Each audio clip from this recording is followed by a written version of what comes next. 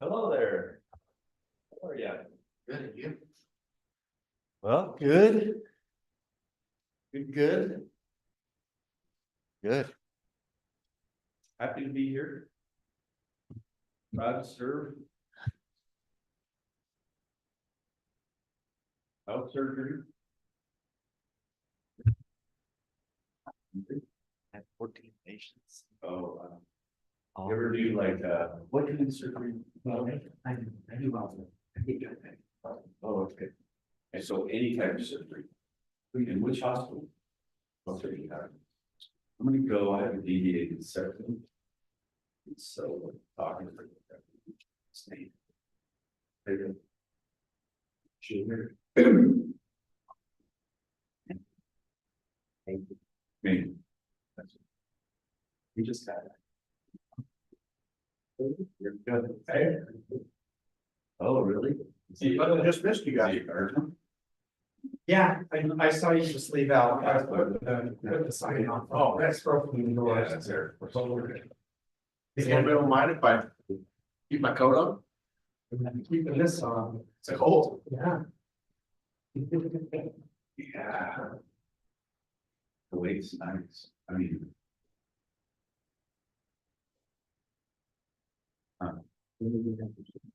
Well, you're supposed to, so VA.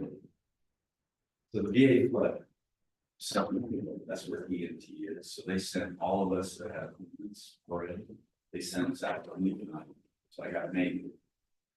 And so there's a pretty good authorization, they pay 100%. You doing the dudes? What you drinking? This is Baja Blast. You brought it, told me I'd rather do it. I love Baja Blast. Get it. Never seen it in a diet. Anything? Yeah. I saw it that it's convenience store, so I should. Zero. What's It's that? not as good, but a lot, less calories. Yeah, the full strength. Well, just so that you can read better, yeah, I think they're gonna do that. There's some, A lot of sugar. so I have something, you know what, many years ago. So I had, Middle East, I had a people. And so totally, I have 25%. And it's kind of messed up. All the inside, so they're trying to figure out, because I said, so we just maybe flatten.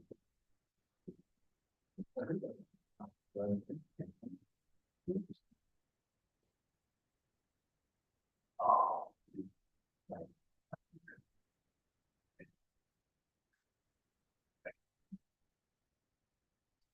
So they're trying.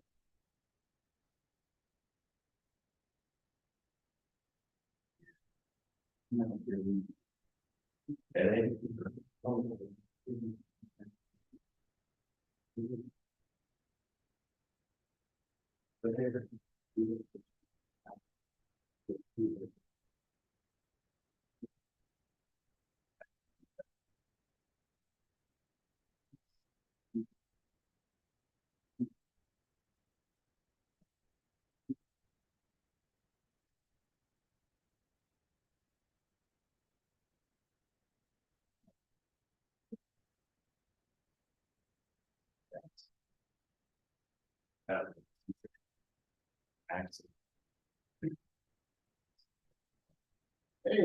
How you doing?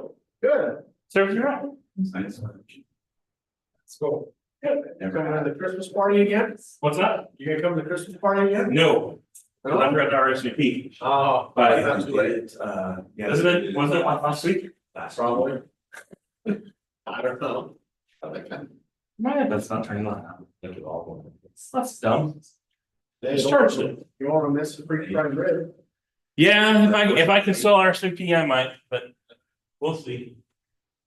Hey, that's more. I think somebody said no. Don't worry. Yeah. Oh, really? Watch it for you. They're already streaming. Yeah, sure. I'll You know you were already streaming? Yeah, Okay. yeah. I was just checking a couple things and I'm leaving, I'm like, crap, am I late? Just streaming it in, bro. I just was getting everything up and running. I was like, oh, yeah, okay. I figured that was what it was, cause as soon as I'm like, no, it's not 6, it starts at 6. So there is actually Stressful somebody for that you. watches. Oh, I gotta go. Yeah. Do that. So we-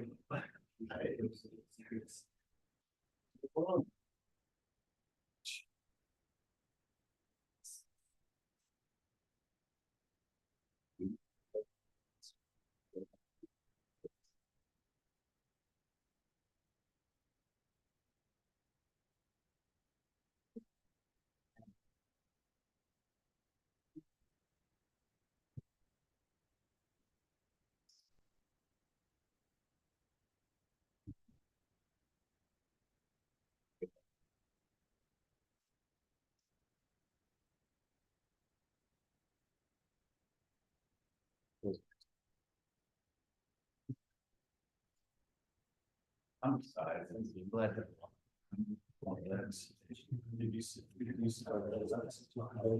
Oh. It's the case that.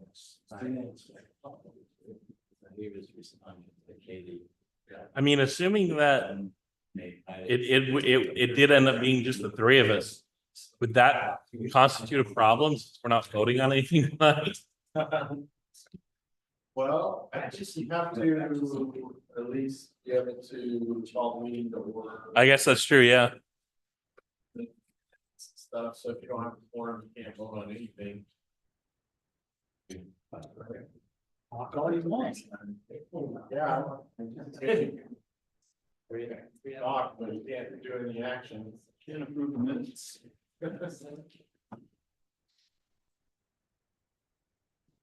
This next time, though, we do need to do some housekeeping.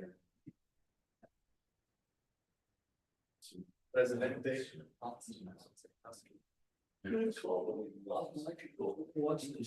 Lakers, but that probably won't happen anyway. Bronny's not even playing either. I was looking forward to seeing LeBron and saw him play. No go, what? He's been setting it before the league and hurt his bill or something.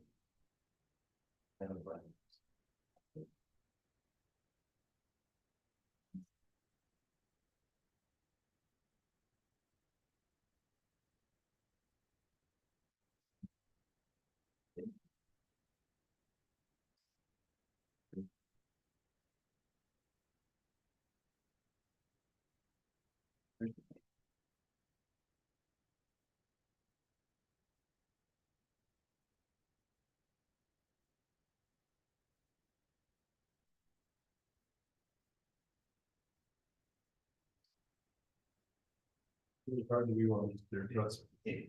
It's days we're gonna. Season, shares of season. It's a pass. Yeah. I'm not doing that again until they start with me.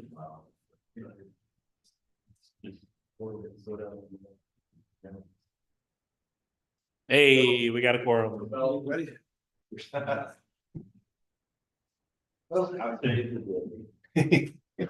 Not that late. Did we hear from anyone who's not gonna be here? What? Did we hear from anyone who's not gonna be Yeah. here? But as long as Lawson might not be here last. Work, it wasn't. I think that's the only one I've heard from. Have you heard from anybody else, Mike? Okay, sounds good, thanks. Otherwise, if there should be other excuse out. Yeah. Yeah. What did the mayor there not being here? Yeah. Hey, Gloria, are you? See you. Yeah, how you got? Kate, you had that meeting with the school district, right? And we have In favor of being marches out. And the band you sound like, I think I don't know. Anybody else, and probably not here, obviously. well, which is what I want to hear because that's when my daughter goes to ninth grade. They're gonna see what they can do. You're on that connection. Fantastic. They put a plug on everywhere. Fingers crossed. Yeah. It wouldn't hurt. Principal? Principal or just someone who said, hey, I'm in, I talked to you about another. I'll call the principal. Yeah. I would love for Syracuse to have it. They had one for 1 year. Well, and the old band teacher just let it fall apart as well. Yeah, they're on the, this is they had the old band teacher when they started, they had another one, and then this.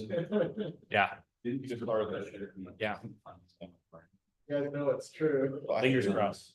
I think he probably still live. They have on the news. Say, hey, we're just watching the band. He's interested in other people are interested. Right. Yeah. Well, I'll call him tomorrow. Yes. I hope they.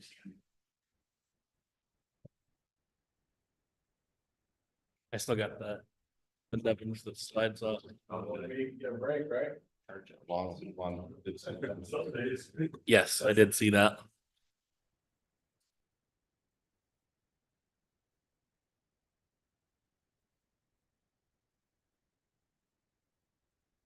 We have 1 minute and counting. 5, 4. You guys see that launch today? SpaceX launch had the ship attached to it and everything. Oh, cool. There's so many of them nowadays. I know this one was cool.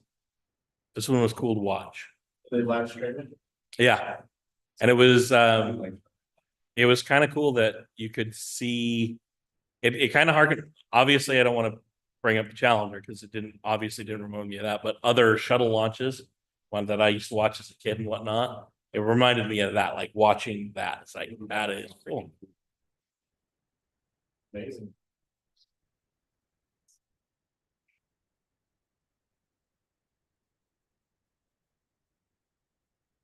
Okay, I show it's 6 o'clock. We can go ahead and get started. We'll go ahead and call the meeting to order. Welcome everybody to Planning Commission meeting tonight. The invocation or thought will be by me, and then the pledge of allegiance by Commissioner Garner. Our Father in heaven, we come before this time. We are thankful for what we have together as the Syracuse City Planning Commission. We're grateful for the city of Syracuse and for the citizens who live here and the country we have to live in, the freedoms that we have, freedom to assemble as we are doing tonight, so many other freedoms that thou hast blessed us with. We're grateful for and pray for thy spirit be with us, help us to make good decisions, help us as we discuss things so we can be able to keep the best interests of the citizens of Syracuse in mind. We pray for all that was blessed us with and say in my son, Jesus Christ, amen. Amen. Would everyone please rise and repeat after me? I pledge allegiance to the flag of the United States of America and to the republic for which it stands, one nation, under God, indivisible, with liberty and justice for all. Thank you. Next item on our agenda is the adoption of tonight's agenda. It's been posted in accordance with state law, and we take a motion to approve or to adopt tonight's agenda. So moved. A second? Second. All in favor? Aye. Any opposed? Thank you. Howdy, Scott. Commissioner Good to be Hunter and Commissioner Dennis Johnson are not with us tonight. For the minutes. And next item on the agenda is adopting the minutes of our last meeting. If anyone has any comments or corrections, we can take them now. If not, I'll take a motion to adopt the minutes. Move to adopt minutes from last meeting. We have a motion to adopt with a second. Seconded. All in favor? Aye. Any opposed? Okay, they're adopted. Next item is public comment. And this is an opportunity for the public to address the Planning Commission regarding items on our agenda tonight. Or not that are not on our agenda tonight, which is nothing else. So if there's anyone wants to come make a comment, please come to the podium, state your name and address, and make your comment. Okay, we'll go ahead and close public comment. And next item is to adjourn to work session. So go ahead. So moved. All in favor? Aye. We are now in work session. Just in time, Paul. You didn't even get a chance to warm. I don't have any huge significant updates. Mainly what the council's been working on in our last business session was just some kind of minor code updates to our noise ordinance.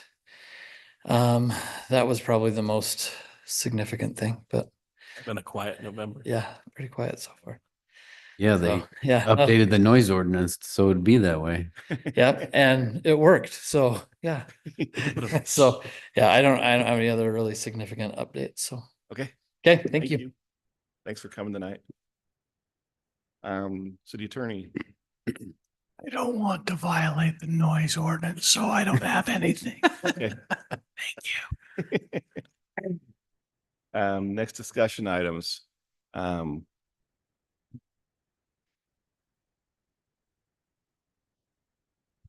we have two ordinances we're talking about tonight. And then prior to the general, I'll see what time as we get to the general plan review. I want to talk upcoming agenda items before we get to the general plan review and just see where we're at time wise. So, this is one that has come up when we were doing our general plan review. These two items have come up as things that we probably have to take a look at. There's several other ones, but these are two of them already.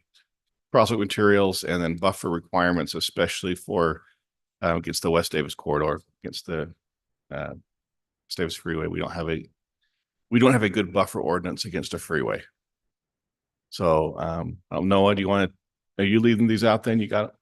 Yeah, you guys are stuck with me tonight. Fine. Yeah, there's I've highlighted these two ordinances that this would be we could self-initiate and a potential amendment. Of course, we have one member of city council here that could take the idea back, but before we get too far down the road, we'll probably want to get the nod from them. But the first one, crosswalk materials. So our current ordinance, when we have a site plan before us, it says that when you have right in front of an entrance or sometimes between the sidewalk along the road and the front door, sometimes it's a little bit unclear exactly what they're supposed to do. Our ordinance does say that they're required to have a sidewalk that goes from the sidewalk on the road to the front door. Sometimes they just want to paint. In fact, all the time, they just want to paint a little space, if that. And a lot of times the engineers completely avoid and forget about the pedestrian. They just design for the automobile and they don't even. So we've always got to push back on them. And then they're like, fine, what do I have to do? Oh, can I just paint it? And the ordinance that says dissimilar material, and they're like, paint's dissimilar. And it's always like, well, no, you're thinking like maybe stamped concrete or something nice. Oh, but the snow plows and the freezing and thawing, and we don't want to. And so it's always a battle between the planner and the engineer and the applicant to try to find that. And I mean, I doubt that there would ever be a project that would be dissuaded from actually opening up in the city if they had to put an extra crosswalk in or something. But there is that. I mean, that's the counter argument, is that if we make our standards too hard to meet, then people will complain about, oh, in Syracuse, I built this store and they made me put the Taj Mahal of crosswalks. I'm never building there again. So there's a balance, and there is some practicality. I know that sometimes the stamped stuff does get in the way of a snow plow. And so I think our proposal would be to be more specific. What the heck is a dissimilar material? We don't know. And it opens us up for some interpretation. So I would propose that like we come out and say on a asphalt parking lot, you shall have a concrete crossing, or if it's concrete already, you shall have a colored concrete. Yeah. Along with reflective paint on both option. I think we just need to come out and say what we're after, what we want them to do. Is there a way that we can include a measure that would say they have to, the future business would have to upkeep paint? There is a provision that says that they're required to build what was approved in the site plan and keep it that way. It's a little bit hard to really, if something's been built for 20 years and, there's some maintenance things that sometimes don't happen and priorities and things, if we really wanted to, we could pull up the approved site plan and go to the landowner and say, look, here's what this is supposed to look like, what happened. But that really hasn't been a priority to go after them. But we could, we could put a little clause in there that it's required to be renewed, or it's kind of implied that they're required to maintain their site. But a lot of times these people, they're not maintaining their property like they should. And it's a constant battle to try to get them to take care of their property, especially if they're, sometimes they're owned from somebody out of state or investors, or sometimes they're just kind of local businessmen that they don't live in the city and they might own one or two buildings and they're just kind of collecting rent. I mean, I don't mean to, we have some really awesome landowners and things like that too, but with every city, there's always some property owners that you have to twist their arm to try to get things done. But for the most part, we have a review up front, and then they get their building permit, and there's another sign off from planning before they can occupy the building. And then after that, it's, you know, unless there's a complaint or something, there's probably not a lot of follow through there. Is that something code enforcement would be in charge of? If we put it in the code? Yeah, it'd be kind of more of a planning related code enforcement item. Probably if it hit the code enforcement officer's desk, she probably wouldn't be familiar with that ordinance because it's not a common one. Usually it's weeds and snowplow or shoveling your sidewalk and stuff like that are the most common ones. But yeah, it would be something with code enforcement officer in conjunction with the planner that would try to bring the property owner in compliance with it. I like the idea of the Alton concrete or stamped concrete if it's all the same. Is it really an issue with the snowplow? They can be. Can they? Okay. When For it's the- stamped, For the sometimes stamp, but not the color. Yeah. Yeah. I like the idea of doing just similar color. If it's concrete on concrete, change the color. Yeah, and change if the it's color and- asphalt up to concrete, that solves the problem. Yeah. I was just thinking that from the paint perspective and everything going, you know, I mean, anybody who's pre this change would obviously have to abide by previous code, but if we updated the code to say you do need to make sure that your painting is relatively upkept. Right. And Noah, with that, you know, I researched some of this in other cities, what they're doing, and what you said at your opening comment was really spot on. You know, we don't want like elevated, you know, rubber and different things in there, material. It's just, you know, porous concrete if needed, but stamped and bricks and stuff. We see it even in some of our intersections here. It fades and it, you know, wears out, and it gets caught on the snowplows for our seasons. But I like the idea of a different color. But my idea with that too is, or thought is, does it need to be standardized? Of, hey, the colors have to be the same. We can't have just the similar material and you choose what colors you want, because it could. But I like the distinction of there has to be something that makes us aware that that's the crosswalk. Yeah, I really like that idea to have a standard, because if we say high contrast, you know, we're in the same boat again where somebody's gonna be like, oh yeah, I like black concrete. What if we just said yellow? Yeah, I don't know. If only we had like a guy on planning commission that was really familiar with all these standards, construction standards. That could tell us. Enter in Scott. Where is it? I agree. I like the two colors, with, you know, when you do crosswalks, they have to have a stark enough color so that a visually impaired person would be able to tell that they are now in a, you know, in the street. Mhm. And the same way that if we just put a stripe down the side and say this is our sidewalk, that's not really determining that this is where they should be, and they could easily pass over a 4-inch line and not really, you know, they could think that that's a parking stall or something. And so I think there is precedence there to to make it be, you know, a different color for the entirety of the, you know, whether it be asphalt to concrete, but then concrete to another color. Yellow would be really bright, and you'd have a hard time changing the concrete to be that color. Okay. I've never seen yellow concrete. Yeah. I have. Painted yellow, but not like the color mixed into the concrete. I mean, red is very common, but It's it's, more orange is what it seems like. Let's try to be yellow. It ends up being more orange. yeah. Sorry, Scott, didn't interrupt. Oh, no, I think like a red would be an easily, you know, something that they could definitely say, well, that's a different color. Because if it would only be if the rest of it was gray, right? Yeah. So you'd want something to contrast with gray. Right. You'd basically, Well enough. I wouldn't be opposed to saying you can pick any color as long as it's not blue, as long as it doesn't include blue and any shade of blue. If you go with any reds or yellows in there, then I think you'd be okay because you'd have a high enough contrast between.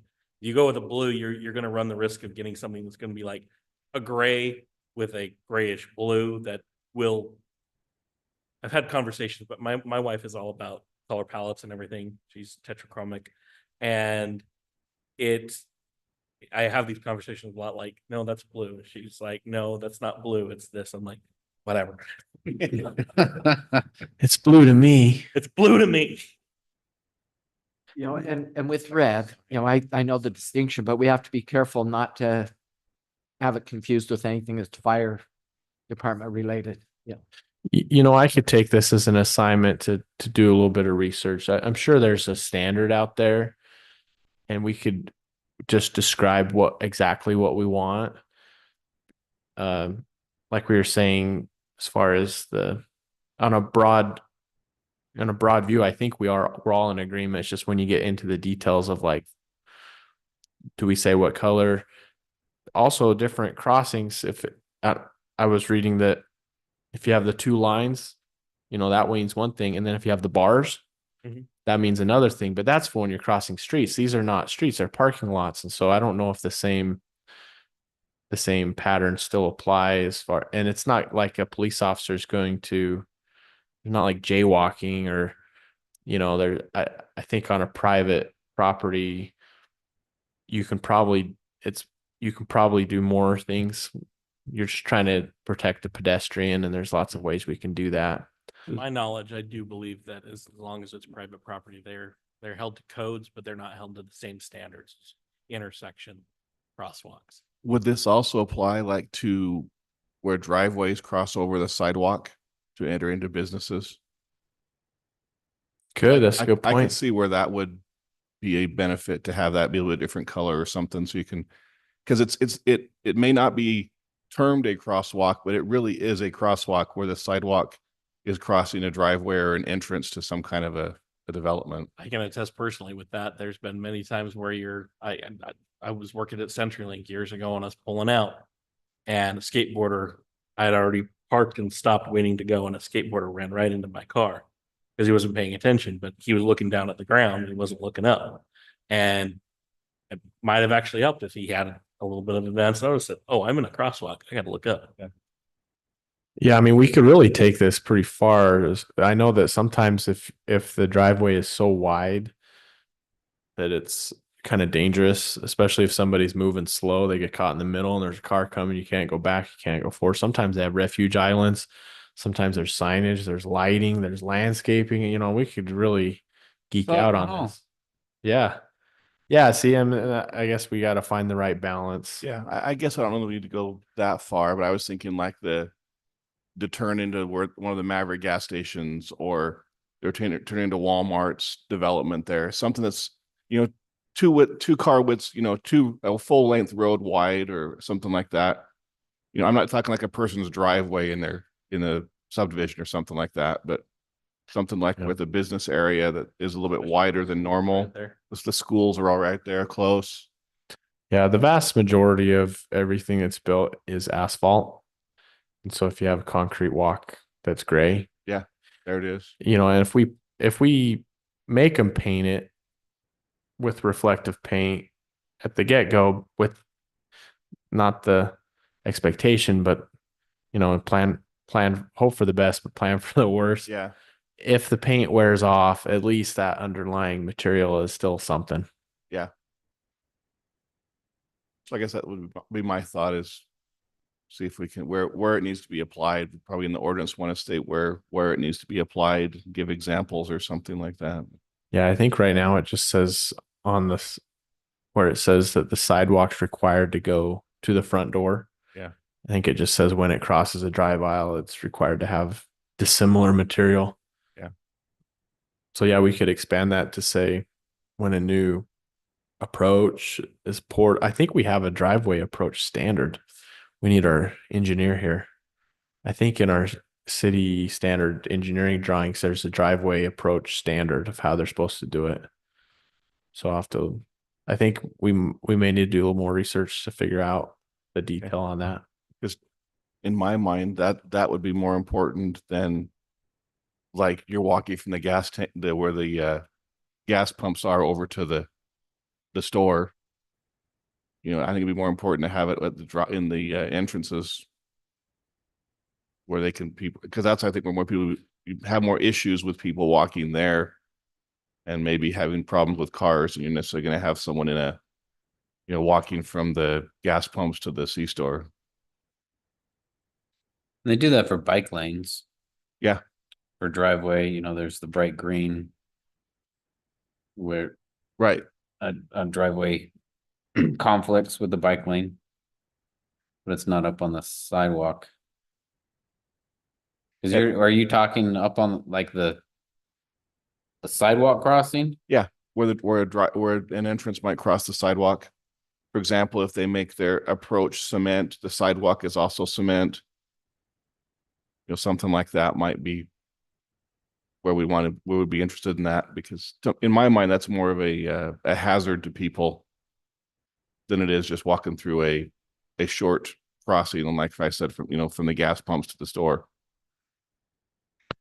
Yeah, they could do it like a stained pink or whatever. Yeah. Seems like pink's a pretty common color. Or maybe it's supposed to be red, but then it turns into pink. Probably the second one there. It's a very light red. Okay, we done with that one? I think so. So if you just take something and take our inputs and see if you come up with something and Okay. bring it back. The next one is the buffer requirement. There's a table in the ordinance that says, you know, when you're this use next to this use, you got to have this kind of fence, this much landscaping. We do have a section that's like, when the front of this is next to an arterial road, you got to have this. When the back is against this, you got to have this.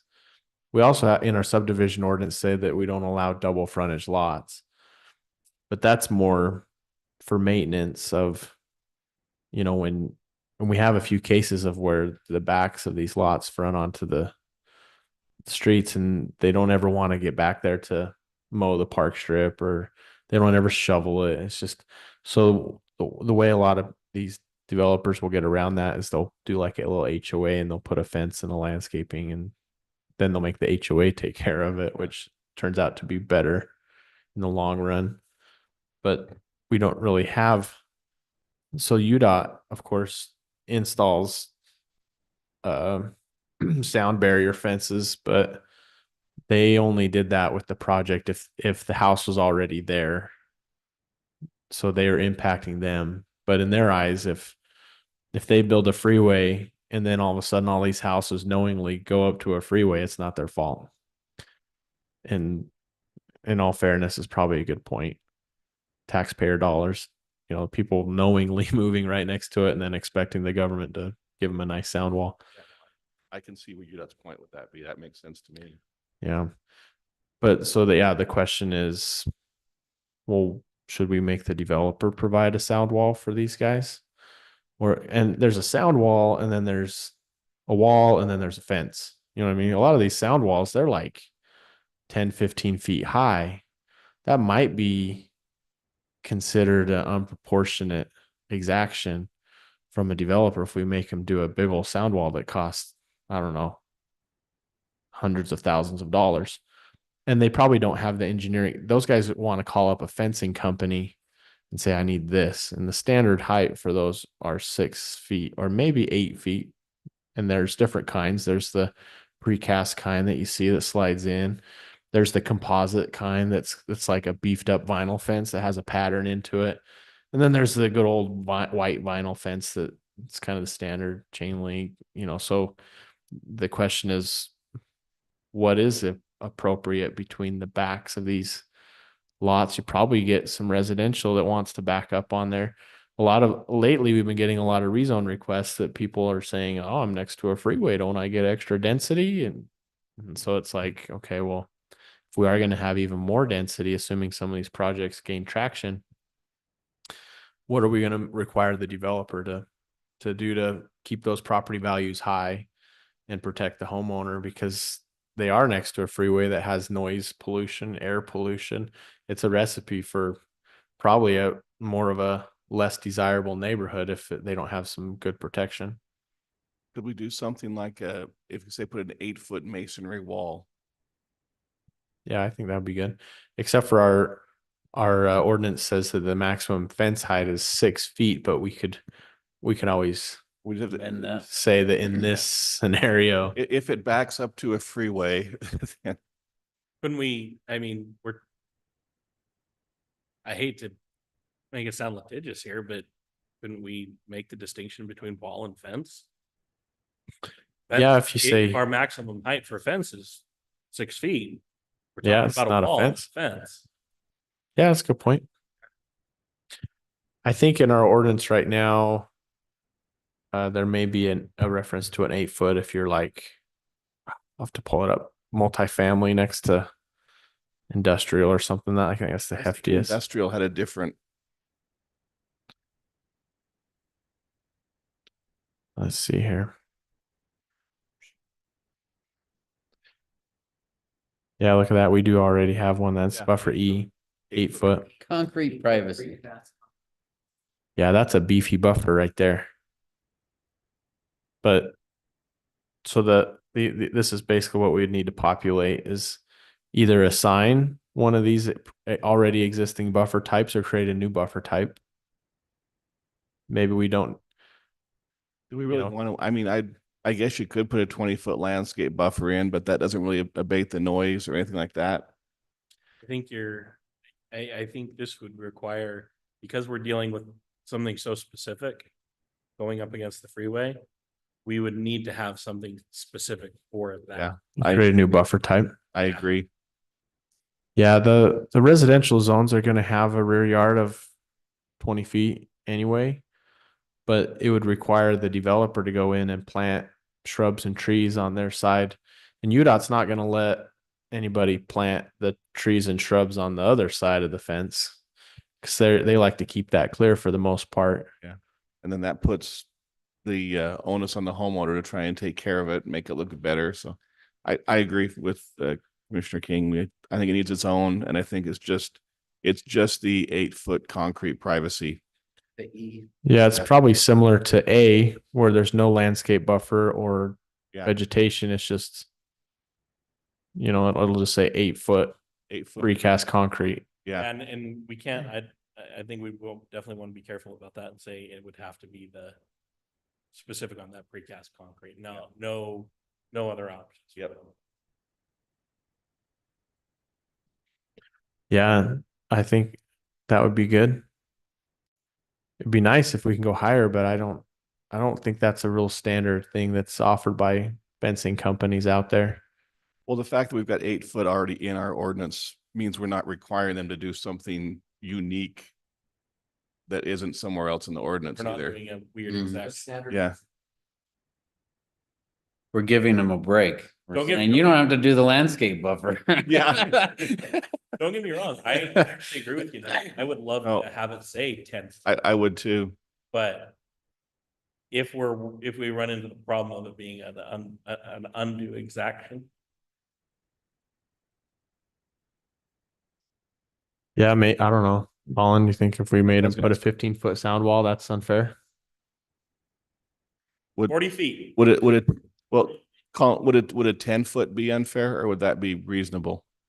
I think the shorter you get, the more reasonable you become. So 10-foot doesn't offend me as much as 15 or 18. So before any developer does it, we'll say, well, we were going to make you do 15, but for you, we're going to give you the 10-foot option. And I think 10-foot, we could make a good rationale for that one, because the standard there is 6. 8 is for a specific, keeping something separate. And 10 is something even more specific. It's only used one place in the city. It's against a major freeway or something like that. I think that could be rationale for why 10. Do we have an E anywhere? Do you know? Somebody's I don't think anybody's ever had to do an E. Let's see. One of the other issues is Industrial next to agriculture. Industrial against ag, and also industrial against single family. Yes, there is, in fact, because where in the Canterbury subdivision, right behind Utah Onion. there is an 8-foot masonry fence there. Well, it's not, Temple's not industrial. Temple's not industrial or, it's actually still ag, I think. If I remember right, they're doing a 6-foot masonry. It's 6-foot masonry with a gated on the front. One of the issues that you'll come up with on being up against the highway. First of all, the majority of the highway is obviously going to be slightly elevated. Trucks, when was the last time anybody saw a 8-foot semi? Yeah. I mean, we're talking semis are much taller than that. So I think asking the 10-foot is not that big of a deal. Because even then, with a 10-foot on the ground, and then that freeway, even if it's at the lowest point of elevation on the freeway, it's still going to be another 4 to 5 feet higher. And you've got a 15-foot semi going past 70 miles an hour. Yep. You're going to have a lot of sound and pollution and everything still coming up and over that, even with. So I is don't think this, it's too much to ask. is this any development? So like commercial, residential, Yeah, anything like that- the anything that goes new up against the freeway. school would, Yeah, if it Would have goes had up to against do the that? freeway, you'd have to have that. I would definitely think in the case of schools. So yeah, we could have buffer type I, 10-foot precast concrete, none. Yeah.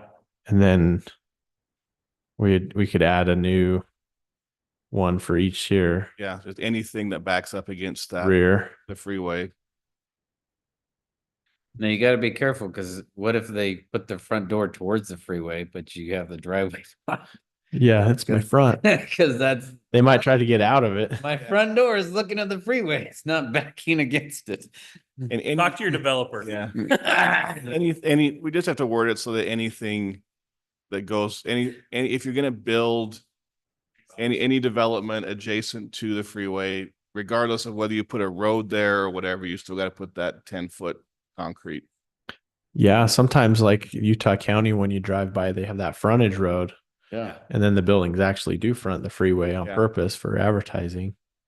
They're not going to A want to. lot of housing, even along in Farmington, that Well, points right then- towards the freeway. then if that's the case, what do we, if they're gonna say build a road there that goes in front, do we care? Or is it just when we have homes or schools or areas like that? I still think you want one, even if they have a road, because you're still going to have the noise and the. That's what they did on 193 on the Clearfield side. Yep. There's a road, and then there's the sound wall. Yeah, I think for single family, it's probably slam dunk or any residential, really. Residential. It's just when you start getting into the commercial rear, like loading and stuff, we don't want the freeway to be looking at the ugly side of the building. Yeah. Now, I have a quick question in regards to the land that is adjacent to the freeway. I can see potential developers trying to pull off something along the lines of, if my property is up against the freeway, but I don't develop 15 feet of that property, I don't have to do it because there's this strip of land that I can sell off to Joe Blow for $5 or whatever, you know, something stupid. I'm thinking somebody trying to do the absolute most that they can to avoid having to do this, especially if they have big old long line that's next to the freeway. We could run into the possibility of someone trying to say, well, I've technically got this much lot space, or I don't own this part of the lot, so I'm not responsible for that part of the land. So I think we would want to make sure that there's no loopholes that way. Yeah, that's a good point. You can't. I guarantee, law. if I thought about it just now, I guarantee you other people are going to think of it. Yeah, or they do the side setback. It's not front or rear, it's the side. Right. I think it's not even a setback. It's just, if you're going to develop next to the freeway, this is, especially if it's a residential or, I don't know, what would a school fall under? I mean, schools can go almost any zone. Yeah, maybe instead of saying front or rear, we just go through each one of those. And we can say freeway is a land use category. You know what Yeah. I mean? Light commercial next to freeway, required buffer type. Yeah. What do we say is going to be? I.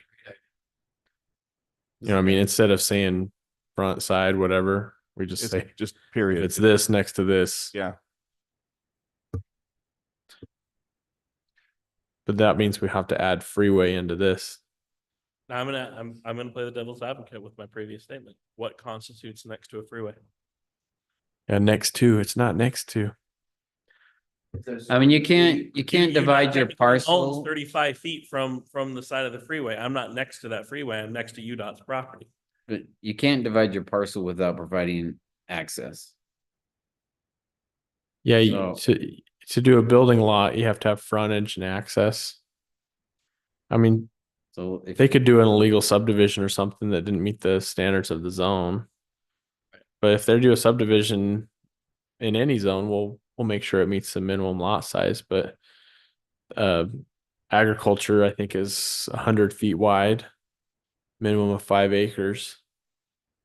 So they could, I mean, if they were that determined to give up that much acreage, maybe, to save yeah. concrete. Yeah. Well, Like I said, I know it's a wacky thought, but if I'm thinking of it, somebody else. yeah, somebody's gonna try. Somebody's go gonna through try it. So Yeah, we could write in there like, no weaseling out of this. this is a no weasel No, clause. no exceptions. Can we add that to all of our code? The weasel clause. That's a plus. What's that in legalese? Is weasel a law? It is now. I think in answer to your question, instead of saying next to, you say adjacent to. Okay. Then you can't say, well, it's not next or it is next. It's That's kind of what if it touches, it's adjacent. okay. And that's what I was thinking too. Yeah, I remember in the MXD we spliced the word adjacent because we had a requirement that if an apartment building was adjacent to single family, it had to step down to be 2 stories. And then, there's this whole, then they put in a number of feet. If you're within this number of feet, then it has to step down.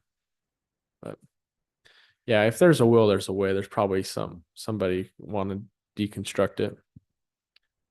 Well, do you have enough information? You can go ahead and take a crack at modifying the ordinance or, Yeah, I think so. okay. Cool. Is that the cost of a 10-foot wall versus an 8-foot wall? Like, Well, I want to say over a certain number of feet, it's required to get a building permit because of footings and stuff like that. So I think there's probably a reason why at above 8 feet, the standard fence guy can't do it anymore. We may need to look into that Yeah, something to look at. because from my research, the tallest that a lot of the fencing contractors go is 8 feet. I don't know. We have a building inspector here. Does anybody know building code? If you got a wall over a certain number of feet, if they've got to have footing inspections and all that. I guess even below 10 feet, they're depending on how it's engineered, you may still have to have Yeah. a footing inspection. I mean, we can't be the first city that's had to tackle this.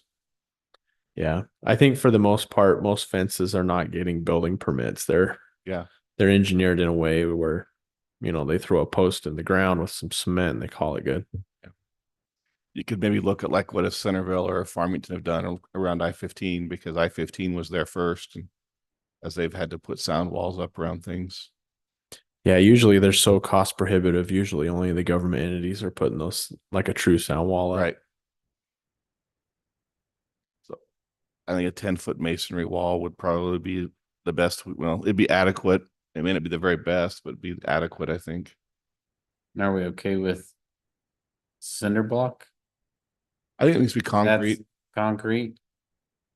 Is cinder block considered concrete? I think it's cinder block, not concrete. But You can argue that it's masonry or concrete, but it's certainly not precast.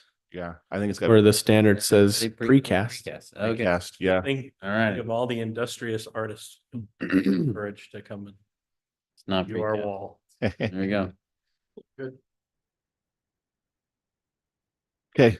It's just a empty canvas waiting to be colored on. You are putting up a target. Maybe we invite the local high school to have their art projects, or have them someone come and draw stuff, or maybe we hire an artist to come paint the Syracuse City logo on the. Yeah, budget for that. I nominate you. Nah, you don't want me drawing it. My stick figures almost look like stick figures. Okay, let's jump to item D, and there's a reason I'm asking this one. What have we got upcoming agenda wise, especially for our next meeting? We kind of have a lot Oh, do we? Okay. coming up. Here, let me pull up the list here. My thinking was if we didn't have a whole lot for next meeting, we could move the general plan review to that meeting. Oh, sorry, my phone wants to rotate this. Okay, so we did get some rezone applications. We got a rezone application from Jacob Briggs, 700 South, to rezone to agriculture. We got an application from Jonathan Galbraith along 1700 South to rezone from R1 to professional office. So that's like right next to the freeway along Antelope.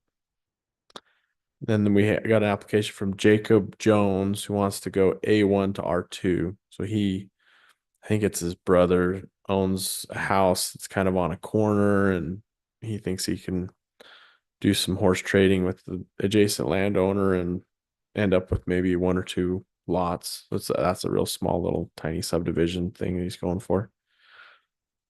And then of course we have planning commission elections. Is that the first meeting in January, or is that last meeting in December? Or meeting in December? I thought it was the last meeting. Is that what the bylaws say? December. Okay. Yeah, last meeting of the year, because it's a little, remember, it's a little confusing because the terms end end of June, but the leadership goes on a calendar year. Then we want to look at the meeting schedule for next year, including the holidays and whatever else, elections. Make sure we're not confused on that. And we are going to have our meeting on the 21st. Is that? No, No, we usually we would just have one meeting in December. Okay. Yeah, so that would be the last meeting of the year next time. And then we were just gonna quickly review everybody's terms, just go over the table, like each one of you guys was appointed X date and expires whatever. So if you're still interested in serving another term, now would be the time. If it's expiring, you would want to start writing a letter of interest to the mayor if you wanted to re-up. Okay.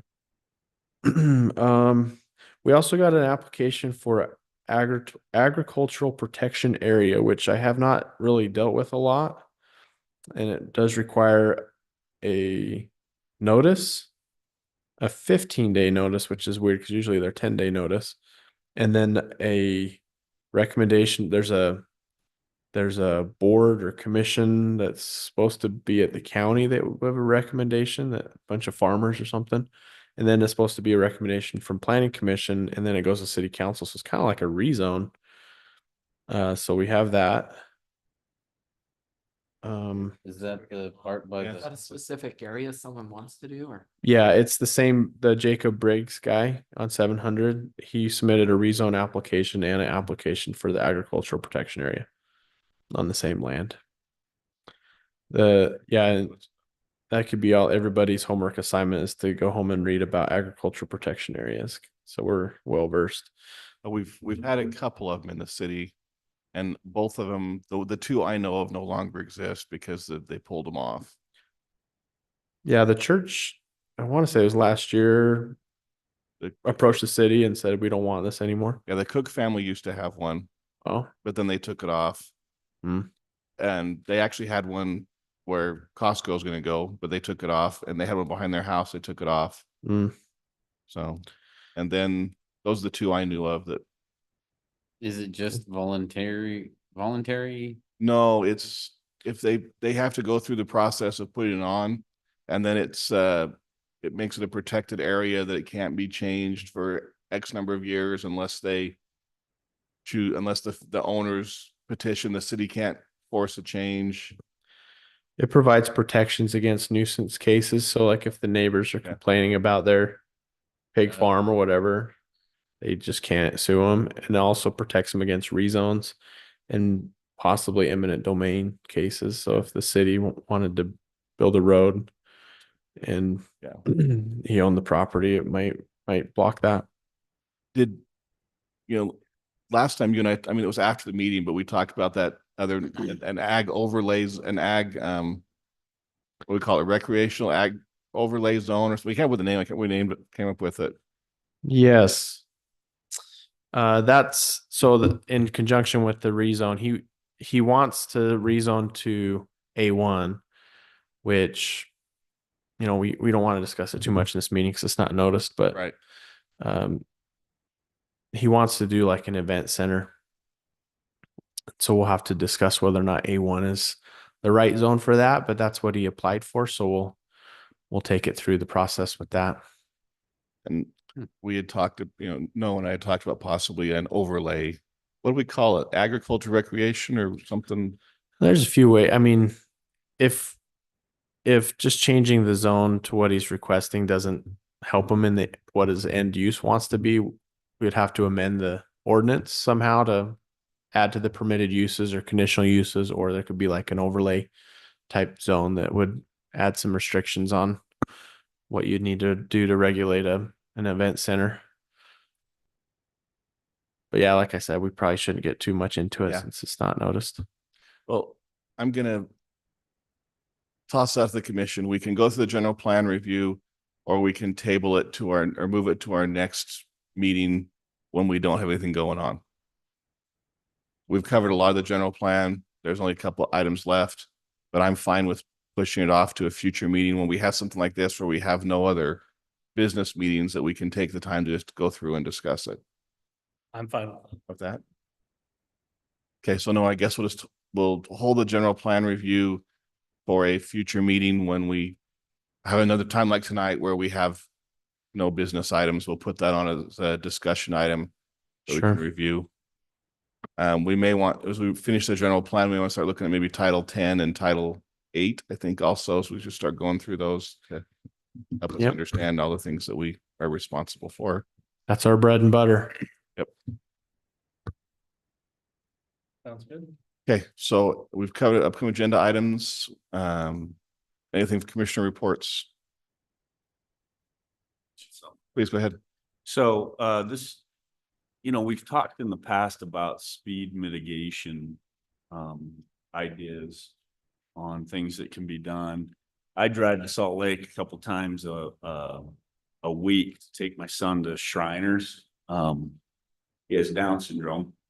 And anyways, the reason what I'm bringing up is Salt Lake just extended. They were putting in water pipe or something in there, but they extended or widened the road going up the hill to Shriners. So it's a fairly wide road. This is at least as wide as 30th Lane. And they had colored walkways. They had them yellow, which I thought was interesting because it's a big road and they're going to have snowplows and I don't know what type of material they're using, but they also had, how you're talking on the corners, you bring in the corners, they had that, and they had speed bumps all the way up, and they had speed bumps all the way back out, and I don't know why we don't look at stuff like that in our neighborhoods, especially on the bigger roads. That we did at one point, and a few people liked them, and the majority of the neighborhood didn't. Well, you had maybe that was then, but this is now, and okay. This was just a couple of years ago. Well, it's still then and now. Maybe it's something you don't like, but somebody else now may like. Yeah. But I'm just saying, that it's something that's being done by a big city. They had to have spent time to study it, to see if it was something that would actually work. And Yeah. they did it. They had it on Banbury had it. There's another road. I can't remember the name of it now, but I they, can give you all the road. Yeah. I just don't know them now. no, I mean, in our city, Oh, they had those. Banbury had them. There's another road that had them, and there's another, and there's two other, there are three roads that they did it on. And they got a few people liked them, the people that, and then they heard from the rest of the residents in the area that hated them. And so the city went back and took them out. Well, And so these are different than, like, Yeah, there's all kinds of different, Yeah. I've been around them too. There's speed tables. They're not like designed to be a jump like some of them. Yeah, the ones that they were true humps, and people were bouncing their cars, and it's like it was actually causing damage. yeah. And so people were threatening to, okay, do we I was gonna take pictures of it, but I thought, get in the middle of the road. I'm going to take pictures. Yeah. So you can see. Yeah. Anything I've seen. So one of the things that did get bring up, and you probably remember this when we talked about this from our traffic planning, is that snowplows and the state and everything that's involved in hate standard speed bumps and speed humps. Yeah. Because they just create so much problems for the snowplows. Out in Syracuse, we don't have a ton of snow on the regular compared to a little bit closer up, but we still do get it. And it's enough that I think that unless it's a specific design that can mitigate those problems, if they are, I haven't seen them. If they can mitigate the problems of a snowplow, then absolutely, that would be great. But what you might have in that kind of situation is you might have some people that are on city council, city planning down in Salt Lake that just say, I don't care, we're putting this in. I could see some of it. Yeah, we I still can have, absolutely see Salt Lake doing that, and that's why I say that. yeah, we do have speed bumps still in the city that are still installed. We have a traffic calming program, and it used to be an option, but the city hasn't installed a speed bump for like 20 years. So I think the person's ear that you would want to bend is the Public Works Director, Robert Whiteley, and our city engineer, Brian Bloman. And even on our current adopted master transportation plan, there is a traffic calming element that talks about certain things that we could implement. But you said you were talking about the bulb outs, how it makes the crossings shorter. We did modify our street cross sections to provide for those. So we are starting to get some of those bulb outs that make it shorter for a pedestrian to cross. And when you constrict the width of a roadway, it'll slow traffic down naturally because it's either slow down or run into the curb. That's all I know. Okay, no, I appreciate that. Thank I you. like it. Anybody else have anything to bring up? If not, we'll take a motion to adjourn. All in favor? I Okay, we are adjourned to next meeting. Everyone have a happy Thanksgiving. Happy Thanksgiving. Thank you. So our next meeting will be the first week in November or December. Yep. December 3rd.